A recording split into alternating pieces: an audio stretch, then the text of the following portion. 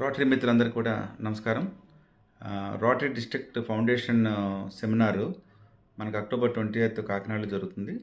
దానికి Bharat Pandya trustee chair, అలాగే ఆర్ఆర్ఎఫ్సి మంజునా Shetty and ఏఆర్ఎఫ్సి మనకి శరత్ బాబు, అలాగే ఈఎంజిఏ జోన్ 7 చైర్ మన శ్యాముబా గారు, అలాగే మన పాస్ట్ డిస్ట్రిక్ట్ గవర్నర్స్ టిక్కు గారు, అలాగే విశ్వనాథ్ గారు, అలా చాలామంది అందరూ కూడా దీంట్లో పార్టిసిపేట్ చేస్తున్నారు యాజ్ ఎ స్పీకర్స్గా, యాజ్ ఎ ప్యానలిస్ట్గా.